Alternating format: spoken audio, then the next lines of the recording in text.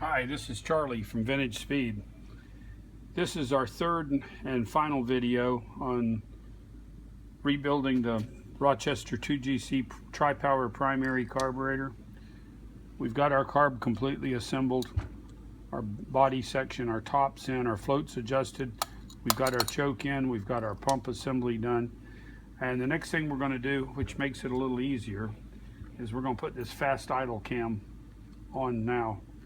Okay, the cam rod has a little crook in it, and that little crook goes to the top, just like that right there. And then this piece locks in there like so. Ooh, I lost the deal.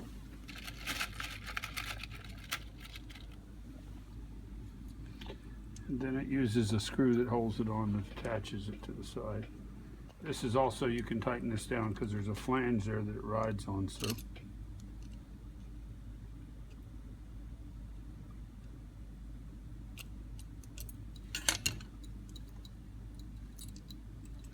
Why it's going to be such a fit.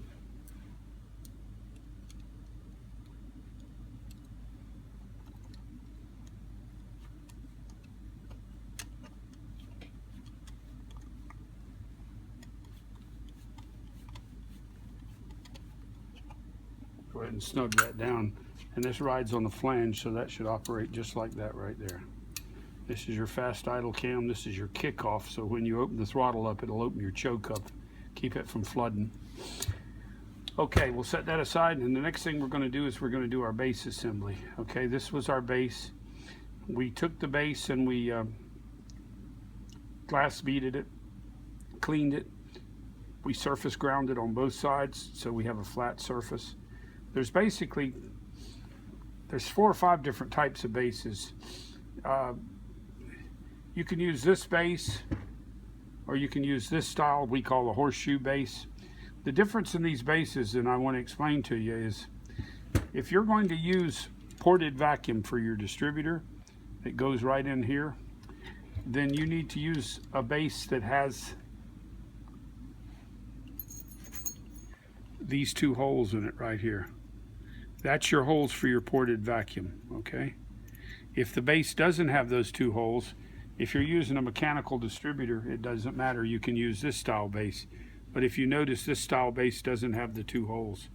So this doesn't have a provision for ported vacuum. So you want to make sure if you're going to run ported vacuum on your center carburetor that you use a base that has those 2 little holes right there. All right, after you clean your base and paint it and surface it, you want to make sure that all these little holes are free. Now, we found the best thing to use for that is a little dental pick. And so you want to poke these holes out, make sure that they poke all the way through. And your 2 holes for your ported vacuum. And then we'll blow that out, make sure there's nothing in it. You should be able to feel the air coming out of all the holes there, which it does, and that's a nice clean base. Okay, your original throttle shaft that came out had your standard GM end on it, okay? We're going to need it to use an extended throttle shaft in this so we can attach our linkage. We sell the throttle shaft with the throttle screws, and it's extended 2 inches out the side. You take the bradded over area on your original arm and either sand that or grind the brad part over, and this will snap off. And as you can see, there's a double cut right there on the end of the shaft, and your stock GM arm will go right back on. This allows you to use this part up here. We have all these parts in stock. This is the grommet and the new plastic bushing, and that's where your foot pedal would hook up. This is the provision down here for your transmission kick down, be it a turbo 350, or if you're going to use a TV cable, throttle valve cable like on a 700R or such, you can use that. Okay, and then we're going to install our idle speed screw that goes right in there. All right, after you take it off, put this on your shaft, and the hardware comes with it. And I advise just put a little dab of Loctite around there and snug that down, and that shaft's on there permanently. Okay, the other thing you want to do is you want to make sure that your shaft fits in your base. You don't want any play. This is high nickel cast iron, and you get very little wear in the base. Most of the wear is in the throttle shaft. So generally our throttle shafts, you don't have to bush it, but you might have to ream it. So we sell this reamer that you can use on a regular electric battery operated drill. And what you'll do is just run the reamer through and clean up your base and make sure that your throttle shaft slides right in. And you shouldn't have any wobble or play in it. And this one's nice, it's good and tight. Okay, on these throttle plates, when you took your throttle plates out, you should have marked the position they're in, but I can show you here basically how they go.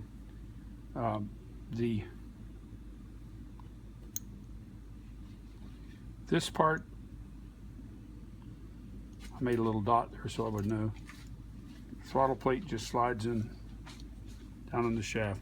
Now these are primary throttle plates. You're not as concerned with a primary plate if you have a little bit of leakage, because you got to remember you're going to idle off of this carburetor, so this throttle plate's never going to be completely closed anyway. Sometimes these can be a little bit of a booger man to go in, but basically what you want to do is you want to get your screw holes lined up, get your mark where you lined it up before, and insert your throttle plate. Make sure your screw holes are open, and they should be fairly tight. If you see just a little bit of light around it, you don't need to worry about it. It's not critical because, like I said, this is not a secondary carburetor. This is a primary carburetor, so that throttle plate's never going to be completely closed. By completely closed, I mean it's never going to be airtight.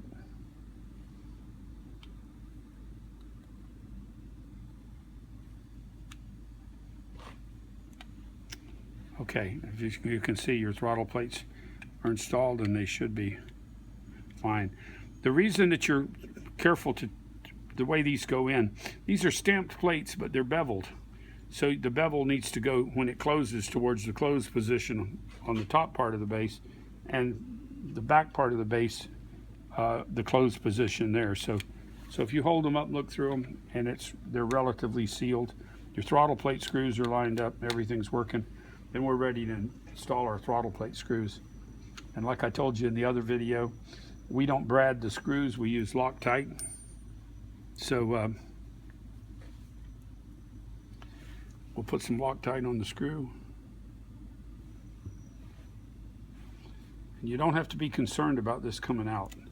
Once this Loctite sets, not only are they not going to come out, if you should need to take your throttle plate screws out, don't try to take them out cold. If you try to take them out cold, if they have Loctite on them, what'll happen is you'll end up breaking the screw off, and then you got a mess, because then you ruin your throttle shaft unless you can drill them out.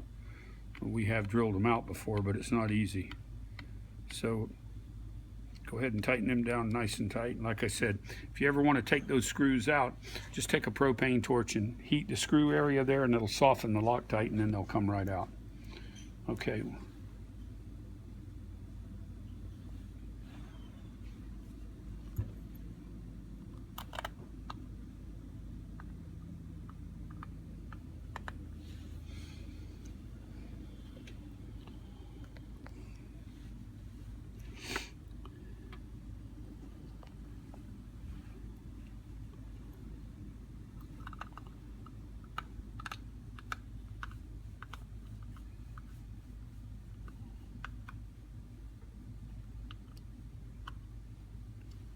Okay, there's your throttle plate. Should operate smooth and no bind, should be free.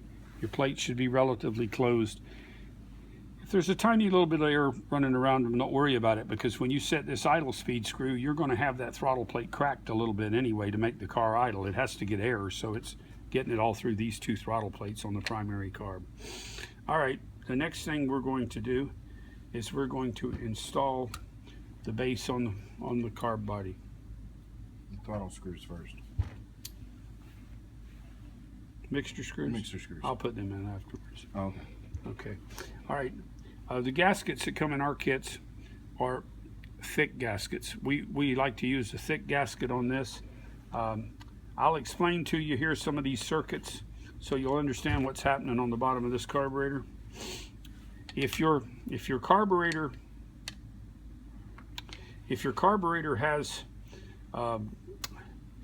this hole and this hole, these are the holes for the one hole is for the ported vacuum.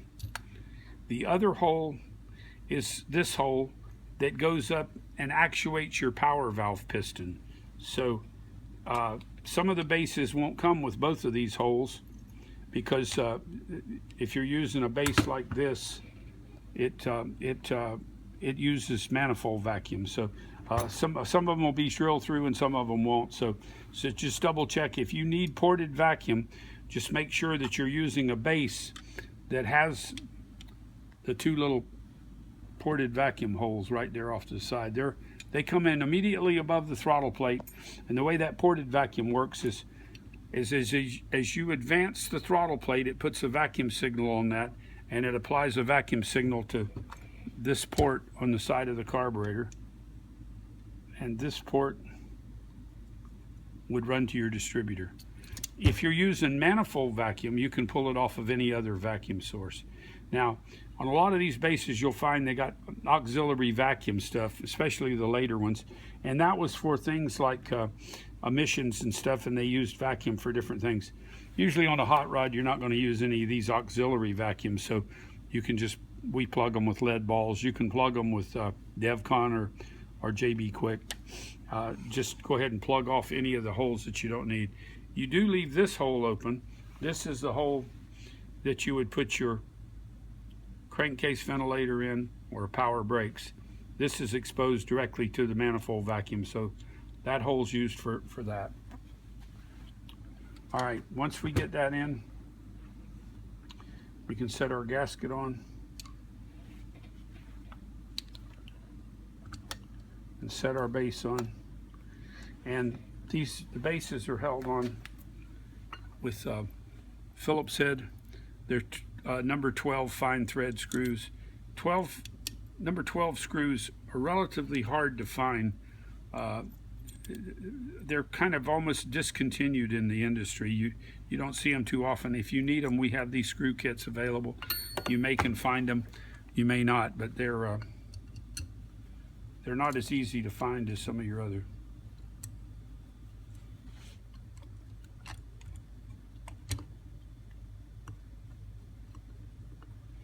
So once you get your gasket on, make sure everything's lined up.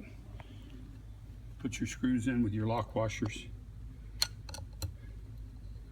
And this is a screw on this carburetor that you don't have to really be too careful about over tightening it. You want them really as tight as just about as tight as you can tighten them, because this is sealing off the base of the carburetor. So we usually come down on these pretty tough, and that's why we use this thick gasket, because it takes up any little imperfections.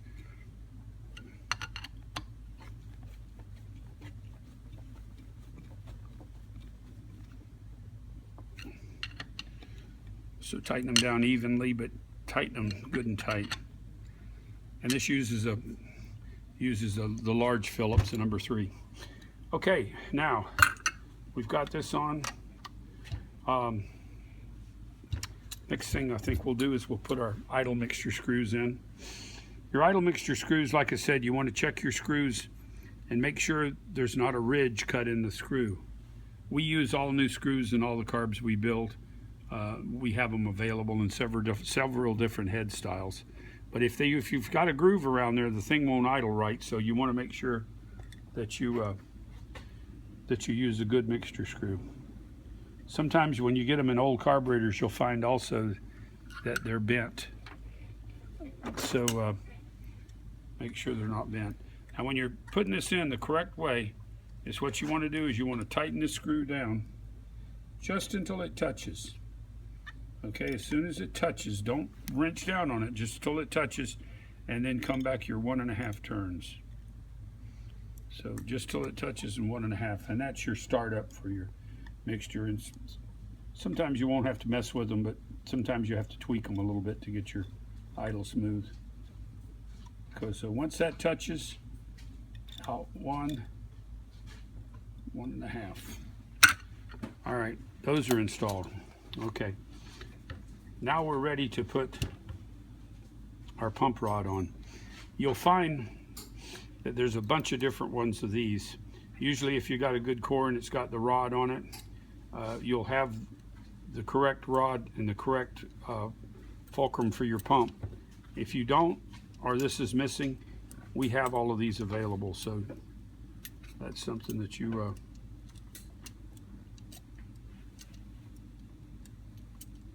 this particular style uses a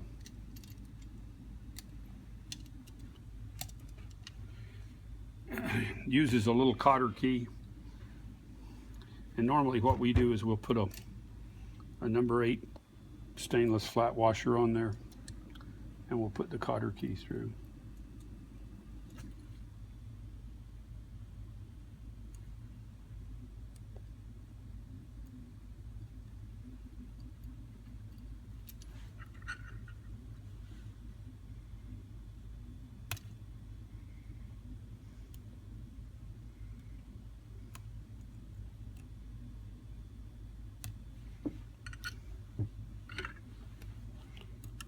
Just once you get your cotter key in, go ahead and spread it a little bit, and that secures your pump rod.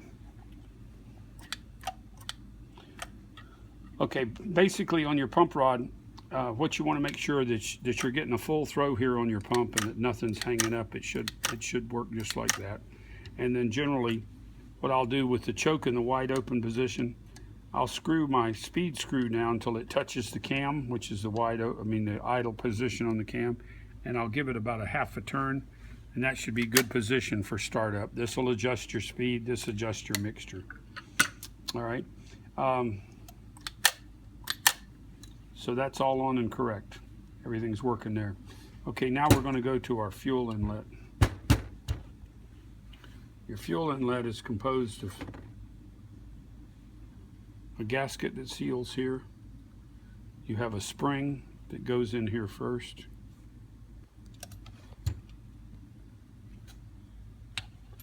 And you have a little washer that goes down in here that seals off your centered bronze filter. And these early carburetors all use these centered bronze filters. We have fuel inlets in any configuration you want them.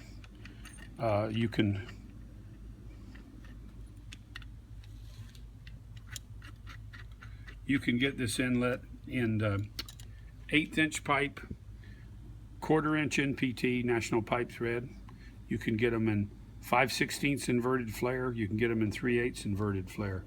We normally, the fittings we're going to put when we put our stainless lines on these, we use 1/4 inch NPT, so put them in there.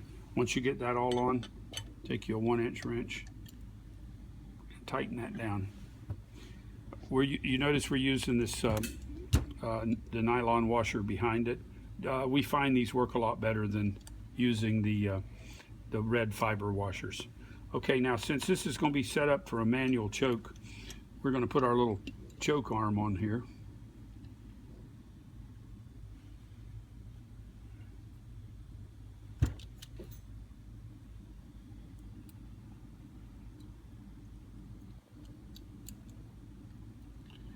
And I'm going to show you our bracket that we designed for these things, which really works slick.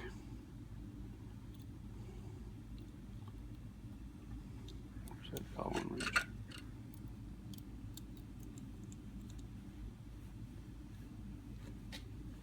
That choke, the little choke arm, there's detents on there that it fits down into, so once you lock it into place, tighten it down, and that gives you your choke. I'm going to show you if this had a rear carburetor sitting here, this bracket, when you're in a tri-power, will mount to them front 2 screws on the rear carburetor, and it'll line your choke cable up perfect. And we have the bracket, and we also have the cables available, and we have a real slim line cable that works real good with these. So you can order all this off our catalog too. Now on some of the bases, this horseshoe base in particular, you always got to make sure that you put the gasket on correct. The gasket will go on 2 ways, but you see, if you put it on this way, you're going to leak vacuum. So you got to make sure that you put the gasket on the correct way so that it seals all of the passages. And the same way on this one, you got to make sure that that gasket's put on just like that so that it seals everything off. If you try to put it on the wrong way, and I've had this happen with guys, they call me and they tell me the car won't run, it backfires, they got a heck of a vacuum leak. They've lined the gasket up the wrong way, and this is open to the atmosphere, so then you get a serious vacuum leak. So you can see there it's designed so that it fits only one way. So make sure that it's lined up and that you're covering all your passages. The other style gasket is this size, and this is basically used on the original tri-powers and our aftermarket aluminum throttle bodies, secondaries like these. This is the ones that we use on our secondary carbs, and I'll be showing you all the different ways that these are used and installed, because our next video we're going to do a secondary carburetor and then show you how to install our base conversion kit. Okay, so once that's all on, we've talked about the choke bracket. We've pretty much got everything done for it. So there's your primary carb. Put your new gasket on. If you're going to put a fitting in here, put it on before, turn it in the right direction. We have 90-degree fittings that screw in here that allow you to hook a crankcase ventilator up, or a T fitting that you can hook a crankcase ventilator and power brakes up to if you need it. One word of advice on when you're originally putting this on, I'd leave a plug in here until you get everything tested and tuned and get your idle and get everything set right. There's always a chance that there could be something in an accessory, like a bad crankcase ventilator valve or a check valve and a power brake booster. We have found that some of those leak, and you'd end up getting a vacuum leak through this source, and that would cause you to think your carburetor, something was wrong with it. So just leave this plugged until you get your engine running and idle and everything's all adjusted, and then you'll be ready to go. And that's basically your Rochester 2GC primary carb, and it's set up for tri-power so your linkage can go on it. And I think if that'll complete this on the primary carb. If you need to reach us, we're in Florida, 772-778-0809, or you can order from our online catalog. We have every part and piece for this carburetor. You can buy anything you want for it. It's www.vintagespeed.com.